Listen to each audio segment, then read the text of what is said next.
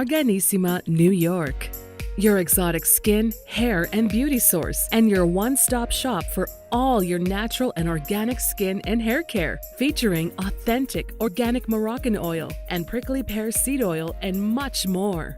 Bringing you only the best, straight from the source and proudly produced in the USA.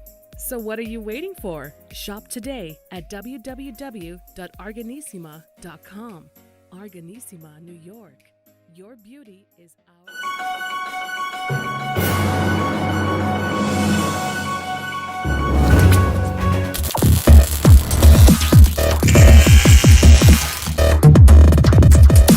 Good to go. Well, folks, welcome back to the iHealth channel and iHealth Radio with your host, Hurricane H. We're doing live Facebook right now. Usually it goes to our stream. And I have with me, of course, Dr. Heim, as some of you have been waiting for. Actually, we've been waiting for a couple of months now. We haven't had the pleasure of having you, Doctor, since last year, actually. Yeah, that's right. That's right. We kind of skipped the end of December, didn't we? I know. Well, it was literally the last Friday was New Year's Eve, I guess. It was New Year's Eve. That's exactly right. So New Year, new set of problems. We can do it. Also, I think you have a nice background, so I know we have a change of scenery with you. And okay, well, let me tell you about my background, Hurricane, because all that we've done is we've moved back to my little hometown. And my little hometown just happens to be Sydney, and we just happened to pick up an apartment that has a little view of the Sydney Harbour Bridge. So this is me at home in my hometown. So we thought we may as well use it for you, Hurricane. Well, listen, that view, I mean, is to die for, literally. That's like being across the street from, I don't know, the Statue of Liberty and watching it from your window. Yeah, it is impressive. It is impressive. We see it in movies, and you just kind of take a peek from your window and having a sip of coffee. Yeah, so well, it's real. It's real, and it's just a little icon that reminds us of home. So this is home for us. Well, unfortunately, I'm gonna have to change. You know what? I'm jealous. Hold on, I'm gonna have to change my background. I'm gonna do something here. Hold on a second. We got to do something. So this is actually my view right now. See how technology works. See, it doesn't work all the time, but when it does, sometimes it gives us a little bit of a good fun.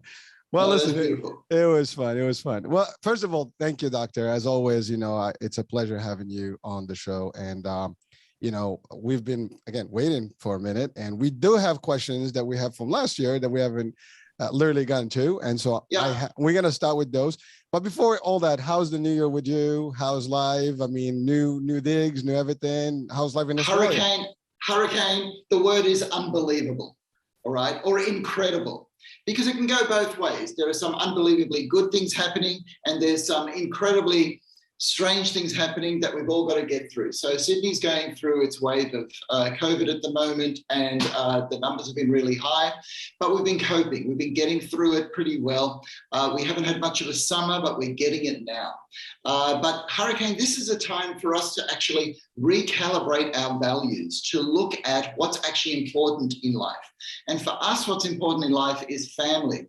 We came back to our hometown, Sydney, basically to be with both sets of our parents, with our children, so that we can get on with enjoying life together with family. Well, there's nothing better than that, right?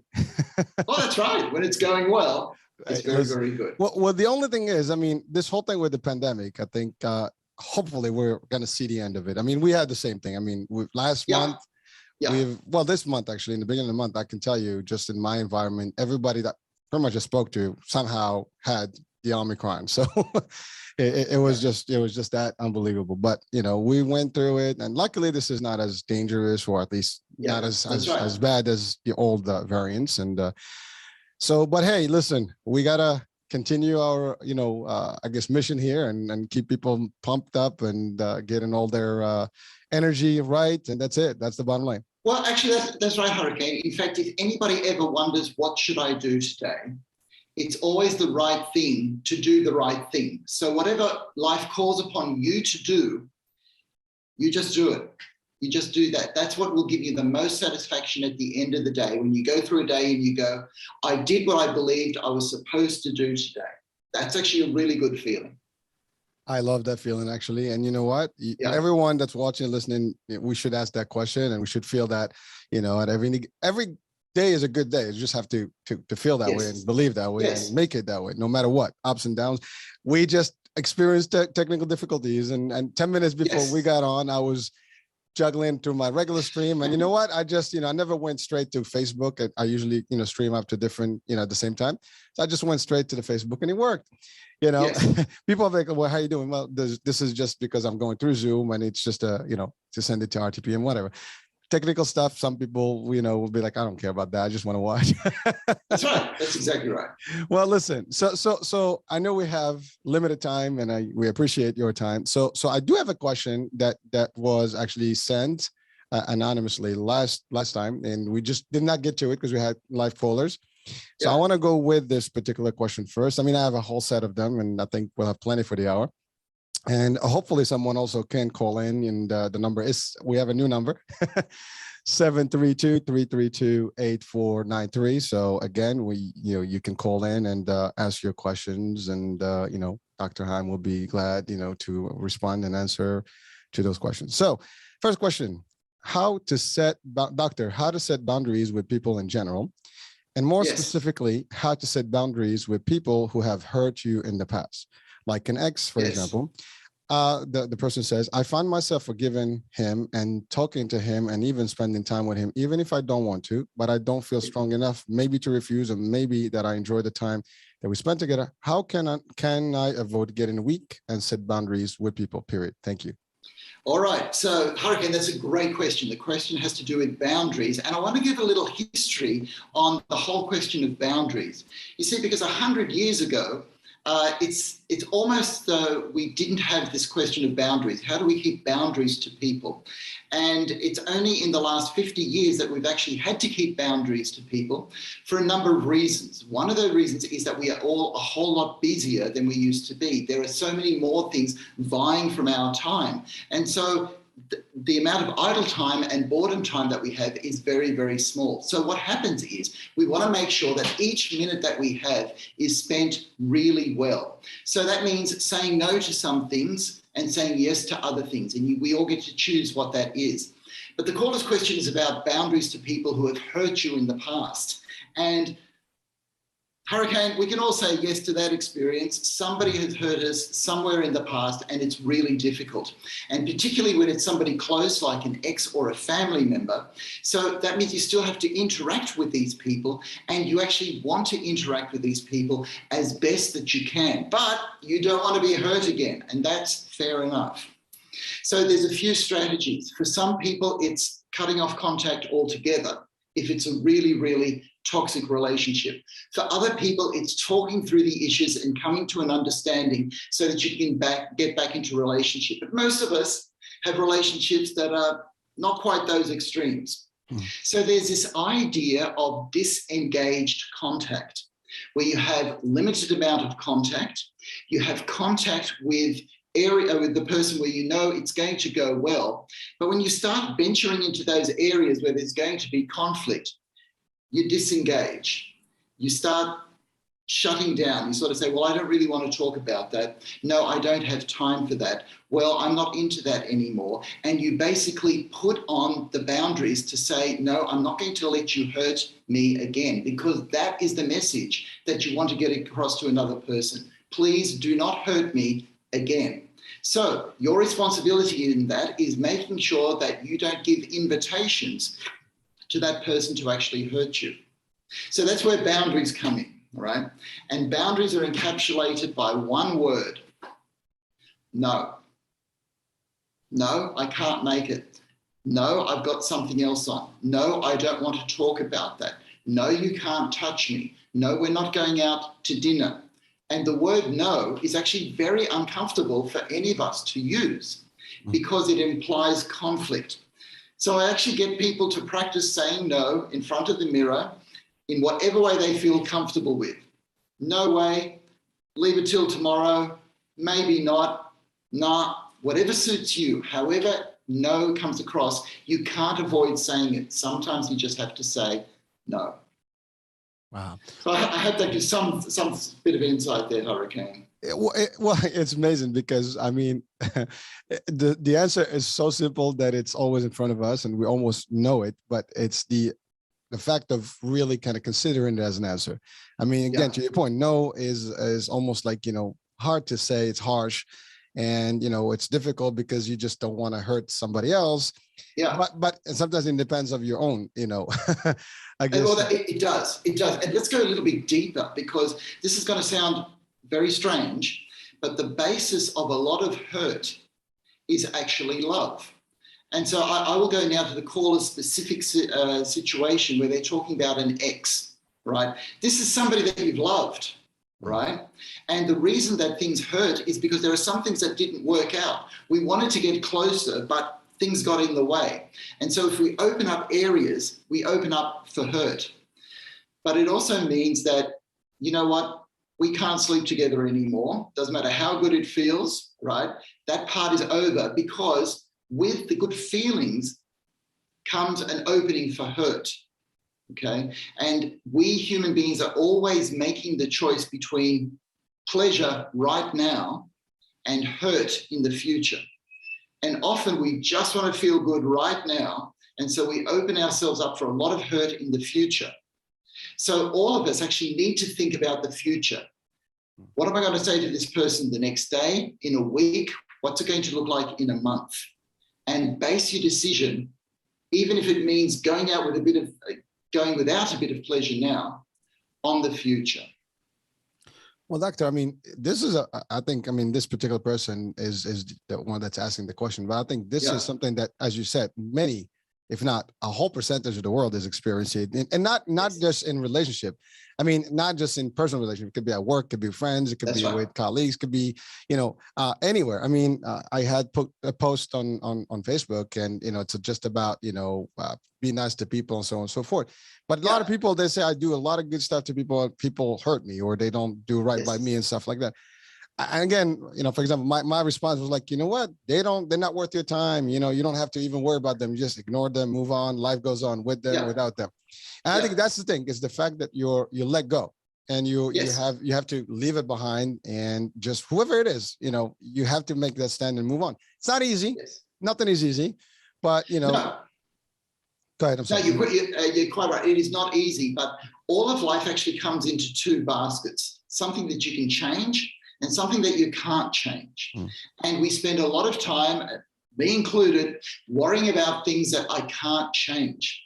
And the thing is that you cannot change other people's attitudes towards you, but you can change what you do. And one of the things, let's say the work colleague situation, because we all love that feeling of being able to get together with people and to feel good and to feel that you can relax and just be yourself and be accepted to be yourself. But if other people can't accept that, that's when you're open to hurt. So the thing that you can do about that is to adjust your expectations. To expect things to go right is not always realistic. And that's something I'm working in myself as well. But expectations, if you just bring your expectations down, or just be realistic about who you will get on with and who you won't get on with, and don't expect everybody to like you, because that is just an impossibility. And do what you can, but accept the rest. Well, doctor, I mean, I use that personally. I mean, I have this saying: I love everyone, as much as they love me and more. For what it's worth.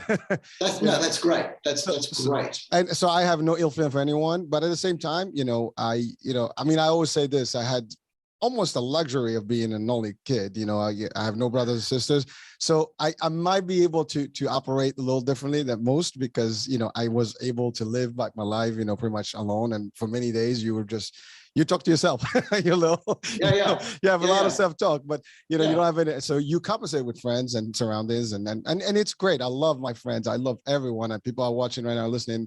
I love them dearly, and I enjoy every moment. And also, I do make my selection correctly, so I just don't have to accept everyone in my life that is going to hurt or, impact me personally wrong. I mean, I don't have room for that. I'm sorry. Time is valuable. Life is short. And, I want to be with the people that really just have something in common with me, or at least we enjoy a good conversation and we move on. That's it. And it's all for good. And so, but for when it comes to love, and by the way, I have a few questions about love today, so I don't know why, but the set of questions today were all about relationships, except one that I have that I'd like to actually cover because it's the new year.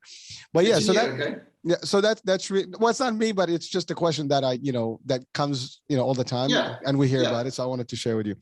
Yeah. But yeah, so again, my piece is that we should always know that it's not going to be easy.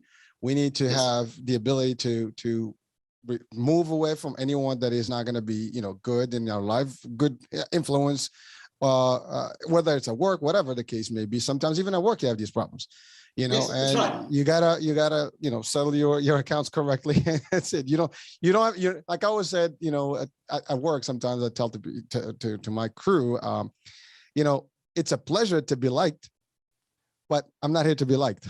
If it happens, it's a bonus, and that's really what it is. I mean, you do your best to be liked and to do the right thing by people and work with them, but really that's not the purpose of going to work. Is really to do your business, right? To do the job. And so, but it's not a bad deal to actually, earn some love and some good relationships and things like that. But that is not, a given. So I don't always expect it, and I make sure that people don't expect that it's going to be equally or mutual. You know what I mean? And so, well, that's right. Well, again, it's all about setting expectations. Yeah, and we talked about the expectations, and you brought in another insight because you, as an only child, you were kind of happy when there were people around. It's sort of like, oh, hey, there's another person I can interact with, okay? But some people have had difficult relationship with siblings, and they find that they carry that on into their work relationships or their personal relationships. So one thing that we sometimes do in psychiatry is to make sure that the past is not impinging on the present. So you sort of look at your relationships and say, hey, am I just rehashing something that happened with a brother a long time ago? And because it's a good idea to be clear of those, to have the relationships that you're having now and to have them honestly. Well, thank you, Doctor. And you mentioned something very key, that we live in the past sometimes. We're attached to the past, or things that we cannot change. And a lot of people are fighting too much and so hard to make changes that they can impact things in life that there's no control over, and they stress out about it. I always this very simple rule. If I can't do anything about it, I don't bug with it. I don't stress about it. It's happening. What are you going to do? You move on, you find another way. And again, and I give that advice to people all the time. I actually find nice quotes all the time, and I share them with people for the same purpose, because I feel good about those. Keeps me positive and keeps my mental state rather well. Well, I mean, you'll be the judge of that. but at the end of the day, it helps, and it gives a little bit in my own alley, and it makes it very good. And you know what? I love to share that with people. I mean, that's what we're doing here. We want people to feel good and have a better life and healthier living. So most definitely. All right, so I think we're going to move to the next question. Yeah. So this is about oh, hold on. Why? Okay, no, I'm going to go to this one. Yeah. Why do people prefer to stay single and are afraid of commitments? Are there possible psychological reasons why couples don't make it through?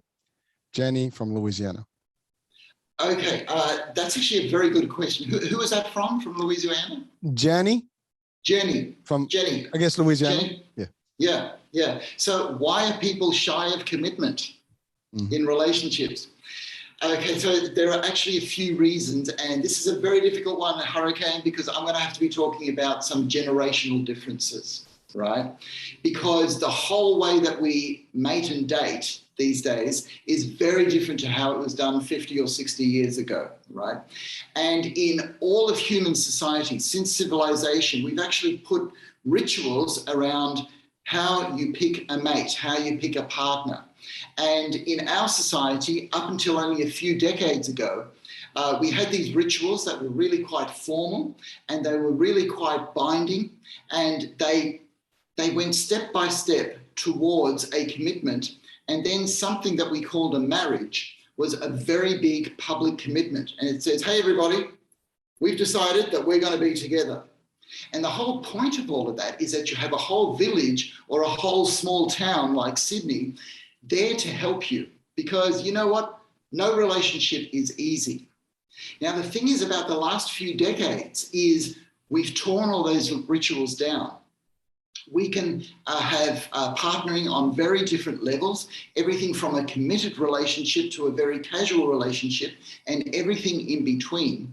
And because we don't have these rituals, you have two people going into a relationship not quite knowing what they actually want or what's going to come of this relationship. And here's the difficult thing about humans. Humans can actually say, yeah, I'm looking for a long-term relationship. But we actually have to trust that that's the truth from that person at that time. We humans can lie. And unfortunately, a lot of people can say things like that to get their short-term needs met. So what happens then is there's always a payoff for commitment. So to commit to one person, you're saying no to everybody else. At least that's still kind of how it gets done. And to actually get over that threshold of commitment, people usually need a public sort of a declaration to say, this is what I'm doing. I'm committing myself to this one person. But take that away, and there are a lot of people now in a limbo state of, should I commit? Should I not commit? And it's not even that people don't want to commit, because I got to tell you, girls, guys do want to commit, right? But you know what? How can I be sure that I'm making the right choice? How can I make sure that there isn't somebody better out there for me? And the truth of the matter is you will never know. Nobody has ever known. You make a commitment and you stick with that commitment. Whereas in a society where you don't have to stick to that commitment, we're afraid of failure. We're afraid of making the wrong choice. And we want relationships to go well, but we're so afraid that this one won't. And here's the thing, if you do find somebody to commit to and both of you say, we want to make this commitment work, this relationship work, it can actually work. And commitment is very important. So Jenny, I'm sorry if I can't say specifically anything, but that's kind of the situation that we're in at the moment. No, thank you, Doctor. And you know, there's a few elements that we have to consider. You said, I mean, it's generational stuff back in the days. And even today, in a lot of other countries, maybe still practical in, you know, that's right, where there are those, you know, marriages and things that actually you marry, it's true commitment. There's less of, you know, ad hoc relationship, open relationship types. And so it's all through the marriage, you know, level. And therefore it's, you know, it's society, and it's acknowledged by everybody, and it's a shame if you can divorce. And some people even frown on divorce in a lot of places. Yes. So, but in more modern and Westerner, countries, I mean, you know, like the US and Australia and stuff, it becomes now more comfortable that you can live with someone, you can have a relationship, you don't need that, and you don't even have to tell anybody about it. You know what I mean? So it changes up. There's also the aspect of high divorce now. People are also afraid. Yes. You know, like, why would I get into a relationship and, you know, it's going to wind up in divorce? And, you know, people are already have these predetermined conceptions that, you know, it's not going to work because it's not working for the others. And you're right. There are people also like they want to explore more, to your point. Like, well, I'm not sure if this is the right guy, this is the right gal, and we got to look for more opportunities and see what's going on here. That makes it difficult. And, you know, I don't know if we had this discussion before, but I love to cruise. And so in cruises, they have this love marriage show, and every cruise ship they have one, and they usually have three couples they select from the audiences. One is the newest, you know, wedded, you know, person group, and then the other one is like someone in the 20-30 years mark, and then the other one's the longest couple. And 90% of the shows, the oldest couple wins. Yes. And what they have in common is that they all kind of have the same rule. You know, we got married, we loved each other, and, you know, good, bad, ugly, we made it through. It's not about easy way out. You just go through it, you know. That's right. And that's, I think, the difference, because now it's a lot easier, and it's, you know, people move on. Back in the days, they really made it work. And some of these people, I mean, that I'm referring to, they were married 60 years, 55 years. I mean, isn't it amazing? Isn't that amazing, Hurricane? And they still have it, and they actually have the questions right. They get the answers right. So when they ask the questions, they know. Like, even I mean, some of them they forget. I mean, obviously it gets, you know, a little forgetful at a certain age, but for the most part, it's amazing. I mean, you crack up in those shows. I mean, I love them. I just walk and just sit there. My wife and I would just watch. We don't volunteer, but we don't want to volunteer just in case. But I think we're good. But I think that's the issue. Yeah. Yeah. So, Hurricane, I want to put a bit of science behind some of the things that you've been saying there, right? Because we have studies to show the things that you've been saying are very real. For example, we used to be able to assume that people in more industrialized countries were happier than people in less developed countries. Now we're actually finding the studies telling us that people in more developed countries are more unhappy than people in developing countries. And one of the reasons is because it doesn't have much to do with economics or prosperity anymore. It has to do with family and relationships.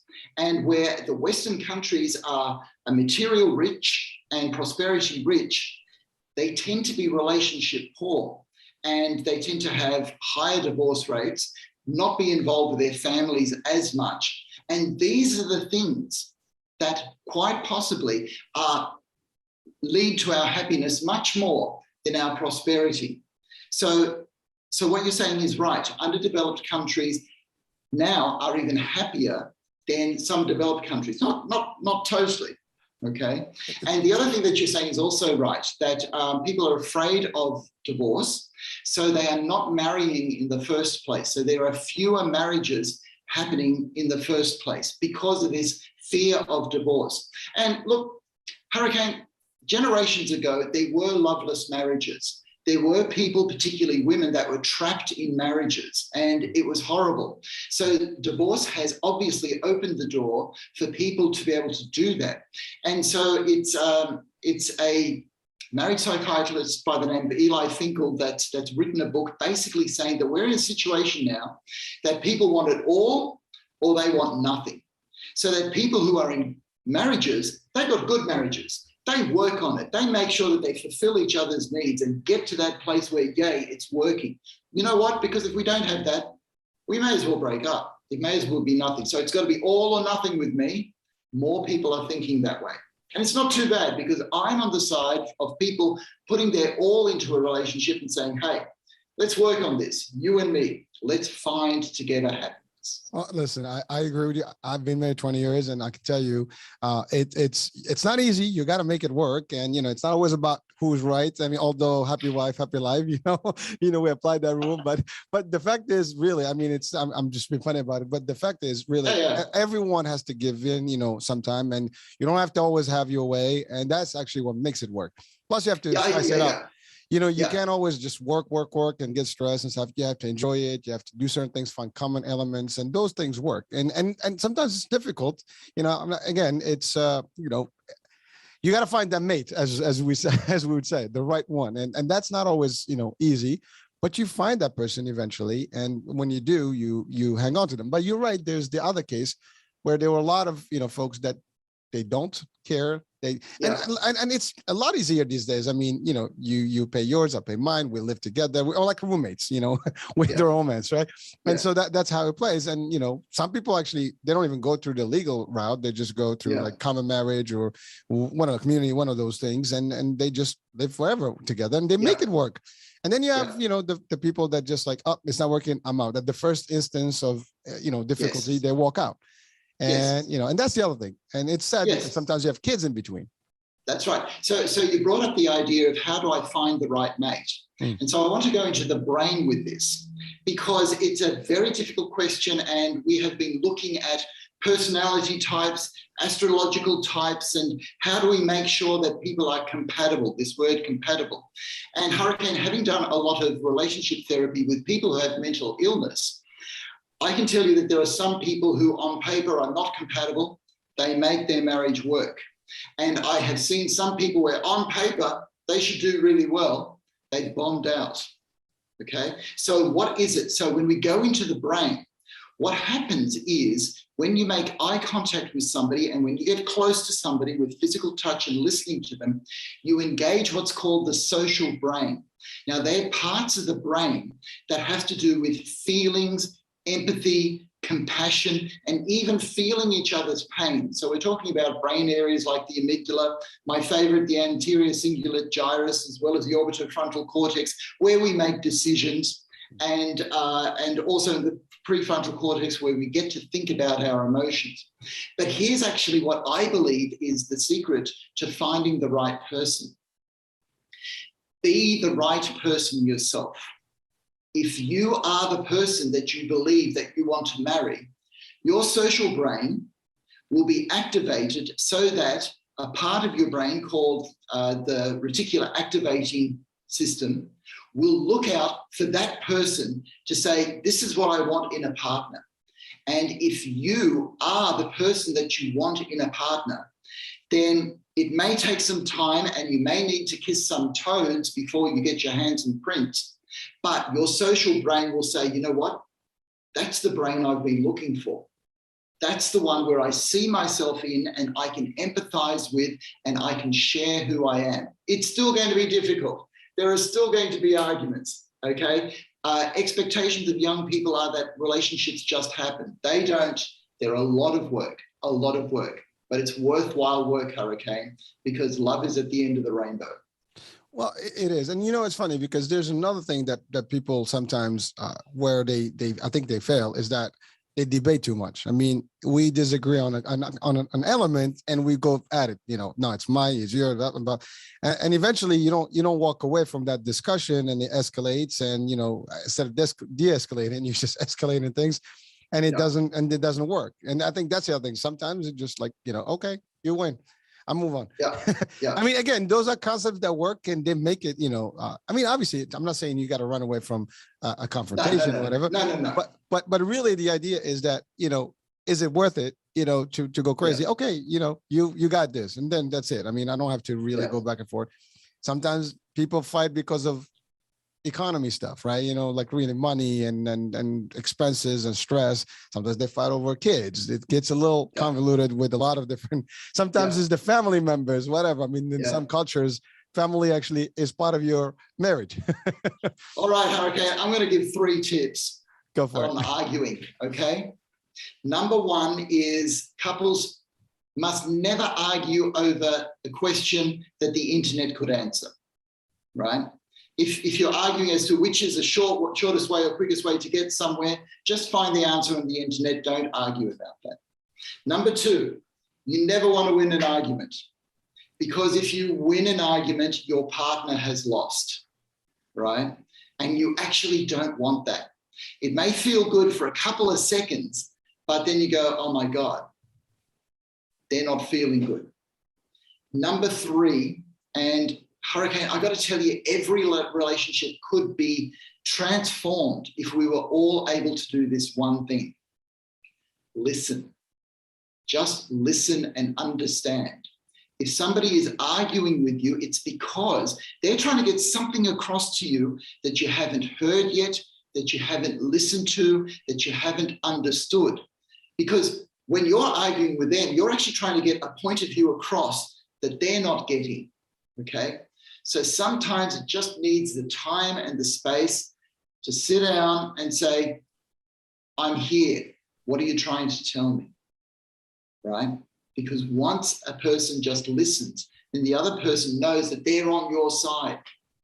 And that's a wonderful feeling. But we got to get through a lot of layers to get there, Hurricane. Well, listen, I mean, the three pointers that you just gave us, I think everybody can do it. I mean, it's not difficult. It's just the willingness. Are you willing to go there? I mean, are you willing to listen? I mean, to your point, I mean, now with Google, you can answer any question. You don't even ask Siri, ask Alexa, they will give you the answer. I mean, believe me, I use that. I don't even argue anymore. Not argue, but I don't even, when I think of something, I just Google it, there's every single, it's either Google or YouTube, you'll find something, any of the other, but you're right. I mean, we have information out, we don't have to like, well, which one is greater? Which one is this? Just look at it. That's right. That's right. And I got to say, younger people usually don't make that mistake. Younger people go straight to the internet, find the answer, and they go, oh, okay, and they just share it. It's actually the older couples that will argue over things that the internet could answer, right? But the one about listening is one that we all have to be onto, because it's like the idea of boundaries, okay? Everything wants our time. We are all so busy, which means I don't have time for this. I don't have time to listen to you. And that then creates frustration rather than understanding. So time with each other. Time. You know what? As you saying this, you know, when you talked about the younger versus the older, I think there's one thing that also makes a difference in this whole concept. Yeah. Is ego. Ego. Oh yeah. Ego is a big deal. I mean, people sometimes they just don't want to say I am wrong, and that's a problem. That's right. That's right. I think admitting that you're wrong sometimes is a macho thing, and when I say macho, it's not a male thing or a female thing. It's just people have to be the winner. I got this. I'm it. You know, I got this. I know it all. Yeah, that's right. That's right. And let's not be sexist about this, Hurricane. Females have egos too. Right? Oh, that's exactly right. As long as the ego is, it's got nothing to do with it. It's both sides have the ego, and when they stand in that in the world that, you know, it's like my way or the highway. I got this. You're wrong, and then that's when the arguments. And you're right. That's right. That's right. But see, we're all people, right? That means that we all battle our egos. We all battle our pride. We all have to learn to be just that much more humble. And that is a difficulty for all of us. It's got nothing to do with these stereotypical things. It's something that we're all going through, Hurricane, all of us. Well, Doc, I have a few other questions. So let's go here. This is the one I told you about, the New Year. So why do people around the New Year believe that they need actually a New Year resolution? Good question, Hurricane. Is that a cultural thing? Is that a belief thing? Is that something that just kind of helps them reset because it's a good feel? I mean, it's like a common theme, and it happens every year, like you know, clockworks. It just everybody's like, you know, I want a new life. Yet we have a new life every day. Yes. Yes, we do. We do have a new life every day. And there is a cultural aspect to it, as you say, Hurricane, that, you know, we just come up with a new year, time to make some New Year's resolutions. But there's actually a deeper reason for that, because at the end of each year, we go through a cycle of spring, summer, autumn, winter. And when we come out of winter and we get that time of renewal and we get some joy and some energy for life and we're ready to get into it again, it's like, I want to get it right this time. So I'm going to get to the insights of two psychoanalysts, because this is very important. The first one is Carl Gustav Jung. Carl Jung actually said it's good for all of us to withdraw, just get away from people just for a little bit, every day, every week, and every year, perhaps even for a day, just to say, how's it going? Because in that time, you can recalibrate, because we can be pulled off course. And sometimes we've got to be like a torpedo. A torpedo is going in the wrong direction all the time. And then it has a little inbuilt system that says, no, no, no, no, so that you eventually go into the right direction. So to recalibrate and to put in a few New Year's resolutions is a way of saying, you know what, I'm drinking too much. I'm taking too many drugs, okay? I'm not keeping my promises. I'm not being as productive as I could. These are the kind of things that we each know that we could do better at, and we want to do better. That's the whole thing. That's the wonderful thing about us, Hurricane. We all want to do better. So to withdraw for a day every year just to say, how's it going? According to Carl Jung, is a pretty good idea. Now, you tend to have the attitude of, every day is a new day. Let's just get out there and do it right. So to advocate for that, I'm going to go to psychiatrist Viktor Frankl. And Viktor Frankl had this wonderful way of saying, look, live each day and make each decision as though you were going through your life the second time and you want to get it right this time. And I thought, wow, that's really powerful. With every decision you make, I want to get it right this time. Not like the last time where I made the wrong decision. No, I'm not going there. I want to get it right this time. So if you do that minute by minute, you can ask yourself, is this really what you want to do if you want to get it right this time? And if you can keep that attitude with you, according to Viktor Frankl, and he got a lot of people through some really difficult times, then you're reaching for this idea of joy, happiness, and this sense of responsibility that we all need if we're going to get any joy in our lives. I the concept that you just, explained is as deep as it gets. I mean, we're talking obviously psychology here, so it's that's the deepest you can get. But really, I actually use that concept personally. That's good. Where every day, you just have to be better than yesterday, and you can change things. Yeah, that's right. There's no matter what, we can make a difference, and in our lives and people around us by changing for better. It doesn't have to be the same frequency. It doesn't have to be the same, result. We can find new ways. And it works. So, so again, go ahead, son. And Hurricane, I want to tell you how deep this goes, okay? Because Viktor Frankl was in a Nazi concentration camp. He was Jewish. And every night he would give a little lecture, basically telling his fellow prisoners why they shouldn't commit suicide, right? But that's how desperate it was, because every day somebody was committing suicide because too many people were dying, okay? And this is one of the things that he said. Sort of, is this the decision that you want to make if you want to get it right? Okay. And then, of course, he gave reasons why people shouldn't commit suicide. And the three that he came up with was, number one was love, right? If you have somebody to share with, right, that makes all the difference. The second one was purpose. If you have something that you want to do in life, okay, get out there and do it. And then the third thing was finding meaning, even in suffering. And he said, look, you can't get worse than a Nazi concentration camp, but there could be some meaning here that even we don't realize. Look for the meaning. That's very challenging, Hurricane, very challenging. But he boiled it down to living life as though you're living it the second time and you want to get it right this time. Well, listen, I hope that folks are watching and listening right now. I mean, there's some real juice here. There's some good stuff that people can take and maybe reflect back and eventually they can. I mean, everything that you're saying is sometimes it's available, but we just don't hear it enough. And as we're highlighting it, people are like, damn, I can do this. I mean, yes, it's anyone can do it. There's no one has limitation. Okay, but let's go really practical. Let's say somebody does have a New Year's resolution, and the usual New Year's resolution is losing weight or giving up alcohol, and it's sort of like, I'll just have one more before I start. Okay, and the thing is, it's very difficult to give up things like overeating or drinking alcohol. So I'm going to talk just about those two, but you can apply this to anything that you feel that you are doing that you should not be doing. So firstly, by comfort eating or by drinking alcohol, that is serving a purpose in you. It is fulfilling a need.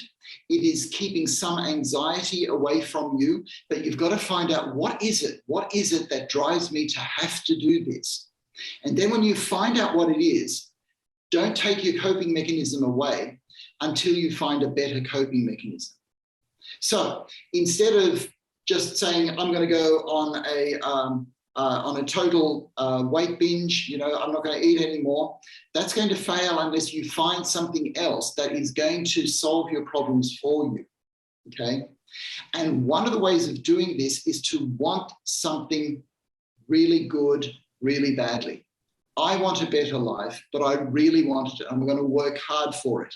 And this is how I'm going to get it. And then you find your coping mechanisms to say, right, I can now do without alcohol, or at least I can do without getting inebriated every Friday night. I can actually cut it down to here because I now like the idea of keeping my memory intact 24/7, 7 days a week. Because a lot of people do not want their memory intact for that long. So you've got to find another way. And often, particularly in alcohol, it is finding a therapist to talk things through to, because the therapist starts doing the things that the alcohol used to do. Makes you feel okay, that things will be, that you're going to survive, and they will help you put in a plan for the next day. So anybody who puts in a New Year's resolution, that's a difficult one. Find out what it's doing for you, find a separate coping mechanism, then want a better life really badly to actually get there. It's hard work, Hurricane, but it's worth it. Well, I mean, nothing is easy, right? Everybody's gotta, you gotta make some moves and you gotta make it work, and you gotta commit to. Again, talking about commitment, but this is a different one. It's for yourself. And again, we're still in the beginning of the year, so I think it's perfect. So I wanted to actually make sure that we get this answer for folks. So you can do this, and you will do it, and you just have to follow those steps. And Doctor, thank you for giving us some key. Oh no, that's right. Plus, when people put in New Year's resolutions, they will fail. We all fail. And when, let's say I'm working with somebody who wants to give up something like smoking, right? And they come to me and basically say, look, I've failed again. And I say, congratulations. And I say, what for? Well, each failure will bring you closer to your success. And then we ask, what did you learn from this failure? Well, I learned this didn't work. I know, that's right. And this, and I need this. Okay, good. So let's work on that before we try again. Okay. But then there'll come the time when we'll try again. And you know what? It'll get to the stage where people succeed. Wonderful. Doctor, you brought up something that is powerful, because I think the theme of failure and success comes, very often to all of us, and everybody's always debating about it. But you're right. Your failure is a success, because as long as you acknowledge and learn from it and, see the value of it, and it helps you reset and be better on the next round. And that's it. Yes. Yes. So just the way you stated it just makes it very easy for folks to comprehend. And I'm really coming from you. I mean, that's powerful, because you do this for treatment, you're helping people. And most of the people are shocked to your point. They're like, I failed. Yeah, no, you didn't. You actually learned. You actually getting one step closer. And that's exactly a big, difference in mindset and how you think about, the concept. Someone says, I failed, I'm dead, it's over, I give up. Yes. And we don't want that. Yes. Yes. In fact, this is why sometimes we go to famous sports people, because they have this mindset. And one of the people who has failed most in this life is Roger Federer, the world's #1 tennis player. He has lost more Grand Slams than he's won, far more, but he's ready to lose, and that's why he wins. Michael Jordan, the greatest basketball player, says the same things. I've gotten so many baskets because I have missed so many beforehand. The only time you fail is when you don't play the game, when you don't get out there and do what you believe that you should be doing. If you should be playing tennis, play tennis. If you should be a lawyer or a business person, then get out there and do it. If you are there to be a caregiver or a volunteer, get out there and do it. You can't fail if you're actually doing it. And Doc, I just want to add one thing to that. Don't listen to anyone that tells you otherwise. And the reason I say that, because that takes us to I guess the next question, which is about the influence of others. Because I think sometimes we listen to people who almost will enjoy seeing you fail, or who are not going to be, who will be envious of your success, and so on and so forth. So they'll actually go to the concept that, no, you can do this, you can't do this. They just make you feel so miserable about it that you'll literally give it up. So the question is, and do we have more time? We have one question? Yeah, we do. So what makes people get easily influenced by the behavior of their entourage and circle of friends, whether good or bad? How does this process occur, and can I possibly achieve a level of control and not fall captive to this trap? Jennifer. Jennifer, such a good question. Such a good question, because it brings us back to boundaries, right? And the thing is that we as human beings are by nature, by our very nature, social creatures. We want approval. In fact, we need approval from other people. If we are not accepted by other people, it feels like a death sentence to us. However, in all of us, that situation can be manipulated. It can be manipulated for other people to get out of you what they want, rather than for your own good. And so we have to start to be discerning as to who is a real friend and who is somebody who just wants you around to make them feel better. So in psychology, we have this idea of an internal locus of control or an external locus of control. It sounds a bit technical, but I'll explain. Let's say a group of friends are out and they decide that they're going to watch a movie. If you've got an external locus of control, you let other people make decisions for you. Let's say they want to go see this horrible film. It's a horror story, a lot of blood and gore and supernatural things, and you're quite susceptible to nightmares. And you go, Sure, that's fine with me. Let's go and see the movie. And then you end up with nightmares for 2 weeks. That's too much of an external locus of control. An internal locus of control is saying, I'll do what I want. Now, if you go to the movies and you always want to see the movie that you want, you never want to make any compromises for anybody else, you're going to see a lot of movies by yourself, right? So somewhere in between these two extremes, sometimes say yes to people, sometimes no, that is not good for me, right? So we're always looking for a higher good. Now, a higher good is how you are going to be in the future and how you are going to be with your friends in the future, right? So if you can see yourself getting on better with your friends, enjoying life more, and it's good for you, go ahead, see the movie. But if you're going to be a nervous wreck for 2 weeks, don't see the movie. Say, guys, I just got to sit this one out. And somewhere in between there, we've got to make those decisions. And in our orbital frontal cortex, which is actually the very front of our brain, it's the part that goes ahead of us, but it guides us. It's where we make decisions. These days, I need to say that most of us are not making decisions for ourselves enough. And there's a good reason for that. None of us have as many friends as we used to 20 or 30 years ago. We have studies to show us that. So we make more compromises for friends. There's a limit to that. I would suggest that we have more friends that are good quality friends that actually want what's good for you. And if you have a friend that says, hey, if you're going to have nightmares for 2 weeks, I don't want you to see this movie. I'll go see something else with you. That's a friend, right? And that will deepen the relationship and you will feel better about them the next day and you will feel better yourself the next day. So sometimes you've got to do things for yourself, have an internal locus of control. Sometimes you've got to be flexible, go with the flow, do something with other people, right? And that's having an external locus of control. The ideal is to be able to do that all and to think with your orbitofrontal cortex. What do I want? What is best for me and my friends? So thank you for that question, Jennifer. It's a very important one. Well, thank you, Doc. And you know, it's amazing because the idea of you kind of compromising here and being a little bit of a good sport. You know, it's a very powerful, you know, idea because most of the people sometimes, to your point, they go one way or the other. But if you really want the right folks around you, you should also be able to give back. And it's a give and take. It's a two-way street. It's not always about you and no more selfishness, none of that stuff. Yeah. And the other thing I was going to say just about this concept here is the philosophy here of you set in those boundaries, you know, but you can also limit yourself. If you go to one end, you know, versus the other, you want to be in the middle. A good example, if you go on a trip or you go with a group of people to anywhere, you know, sometimes that's a chaos because everybody wants to do everything. Yeah, that's right. That's right. And I've seen that happen where, you know, so I actually choose one very easy, simple way. You know, if there's too many people and decision makers, I just stay out, you know, whatever. I don't make any suggestions unless they ask me, you know.